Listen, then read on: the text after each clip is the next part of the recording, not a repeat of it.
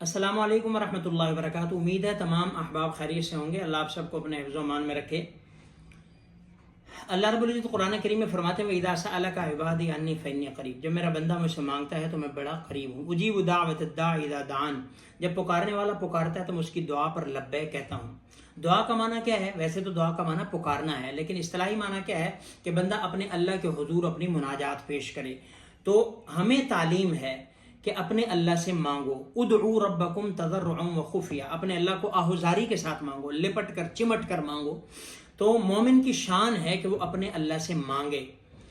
وقال ربکم ادعونی استجب لکم، تمہارا رب کہتا ہے کہ تم مجھ سے مانگو، میں تمہاری دعاؤں کو قبول کروں گا۔ تو مومن کا ہتھیار ہے، الدعاء سلاح المؤمن، دعا مومن کا ہتھیار ہے کہ جس چیز کی ضرورت ہو اپنے اللہ سے مانگ لے، اپنے اللہ سے لے لے۔ رمضان المبارک میں خاص کر دعاؤں کا اہتمام کریں کہ ہر وقت دعا کی قبولیت کا ٹائم ہے۔ ہر وقت مثال ہم نماز پڑھتے ہیں تو فرائض کے بعد دعا کی قبولیت کا ٹائم ہے۔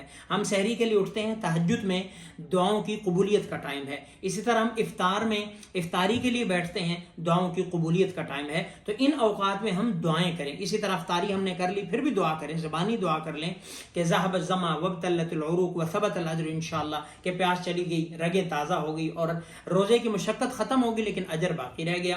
تو اس لیے ہم دعاؤں کا اہتمام کریں، اپنے لیے بھی کریں، دوسروں کے لیے بھی کریں، اور اپنے غائبانہ طور پر اپنے اعزاء اقارب رشتہ داروں کے لیے، دوستوں کے لیے، نمازیوں کے لیے، ملنے والوں کے لیے، سب کے لیے دعا کریں۔ اللہ کے پاک پیغمبر علیہ الصلوۃ والسلام نے فرمایا ان اسرع الدعاء اجابۃ دعوت غائب لغائب، کہ جو سب سے تیز دعا قبول ہوتی ہے وہ غائبانہ طور پر جب ہم ایک دوسرے کی پیٹھ پیچھے دعا کرتے ہیں وہ ہوتی ہے۔ تو غائبانہ طور پر جب ہم کسی کے لیے دعا کرتے ہیں، یا اللہ میرے بھائی کو صحت عطا فرما، یا اللہ میرے بھائی کو یہ نعمت عطا فرما، یہ عطا فرما، تو فرشتہ کہتا ہے وَلَكَ بِمِثْلِي، کہ جو تو نے اپنے بھائی کے لیے، اپنے مسلمان بھائی کے لیے مانگی ہے، اللہ نے وہ تیرے لیے بھی قبول کر لی ہے۔ تو اس لیے ان مبارک ساعات میں ہم کوئی لمحہ بھی ضائع نہ کریں، اپنے اللہ سے دعائیں مانگنے میں اپنا وقت گزاریں۔ اور پیارے پیغمبر علیہ الصلوۃ والسلام جو ہے وہ پوری رات دعائیں کرتے تھے، اللہ سے دعائیں مانگا کرتے تھے۔ قرآن کریم میں انبیاء کی دعاؤں کا ذکر ہے کہ انہوں نے سالوں مانگا، برسوں انہوں نے اللہ سے مانگا، اپنی حاجات کو مانگا، ایک ایک حاجت کو برسوں مانگا۔ ایوب علیہ السلام نے کم و بیش کو 18 برس اپنی صحت کی دعائیں اللہ سے کی ہیں۔ زکریا علیہ السلام نے کوئی 100 برس کے قریب اپنی اولاد کے لیے دعائیں کی ہیں۔ ابراہیم علیہ السلام نے 90 برس کے قریب اپنے لیے اولاد کے لیے دعائیں کی ہیں، امت کے لیے کی ہیں، اپنے شہر کے لیے کی ہیں، وہ ساری۔ موسیٰ علیہ السلام نے اپنی زبان کے لیے دعائیں کی ہیں، آپ علیہ السلام نے امت کے لیے دعائیں کی ہیں۔ اسی طرح دیگر انبیاء کی دعائیں منقول ہیں۔ تو کوئی بھی دعا سے جو ہے وہ مبرہ نہیں ہے۔ اگر بالفرض کسی کو کوئی پریشانی، مسئلہ مسائل نہیں بھی ہے، تب بھی وہ شکر میں اپنے اللہ سے مانگے۔ جتنا بندہ اللہ سے مانگتا ہے مالک اتنا ہی زیادہ خوش ہوتا ہے۔ اس کے برعکس جتنا بندہ بندے سے مانگتا ہے بندے ناراض ہوتے ہیں۔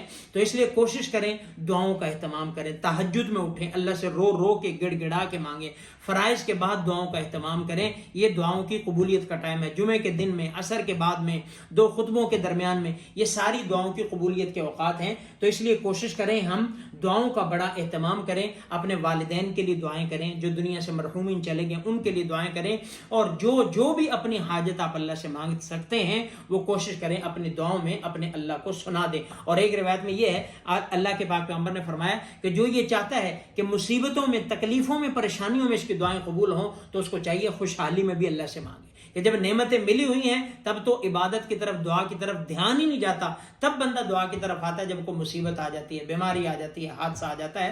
تو کوشش کریں ہم خوشحالی میں بھی اللہ سے مانگیں۔ اللہ ہمیں عمل کی توفیق دے۔